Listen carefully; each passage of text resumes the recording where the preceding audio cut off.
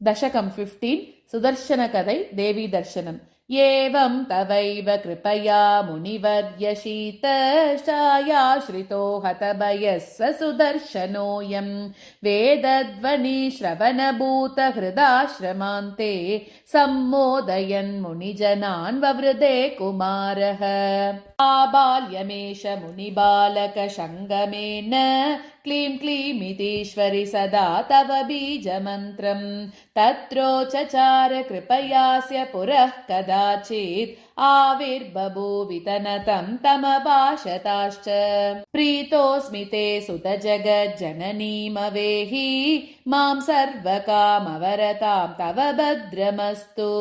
चन्द्राननां शशिकलां विमलां सुबाहोः काशीश्वरस्य तनयां विधिनोद्वहत्वम्। नष्टा भवेयुरचिरेण तवारिवर्गा राज्यं च यैरपहृतं पुनरेष्यसि त्वं। मातृद्वयेन सचिवैश्च समं स्वधर्मान् कुर्या सदेति समुदीर्य तिरोददात। स्वप्ने त्वया शशिकला कथितास्ति भार द्वाजाश्रमे प्रतितकोसलवंशजातः।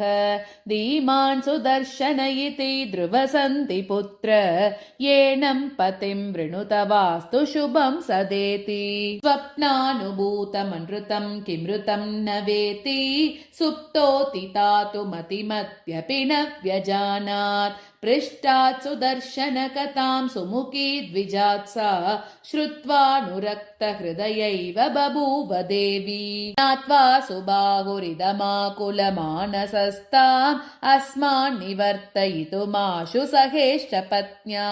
कृत्वा प्रयत्नमखिलं विफलं च पश्यन् इच्छा स्वयं वरविधिं हितमेव मेने।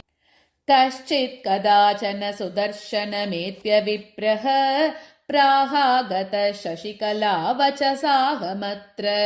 सा त्वां ब्रवीति नृपपुत्र जगज्जनन्या वाचावृतोऽसि पतिरस्मि तवैव दासी।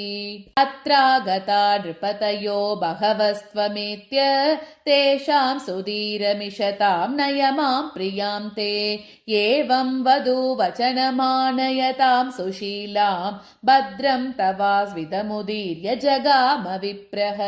स्वप्ने च जाग्रति च पश्यति भक्तवार्यः त्वां सन्ततं तव वचो मधुरं शृणोति। ऐश्वर्यमाशु लभतेऽपि च मुक्तिमेति त्वद्भक्तिमेव मम देहि नमो जनन्यै। सर्वमङ्गलमाङ्गल्ये शिवे सर्वार्धसाधके शरण्ये त्र्यम्बके गौरी नारायणि नमोऽस्तु ते। ॐ श्रीमात्रे नमः।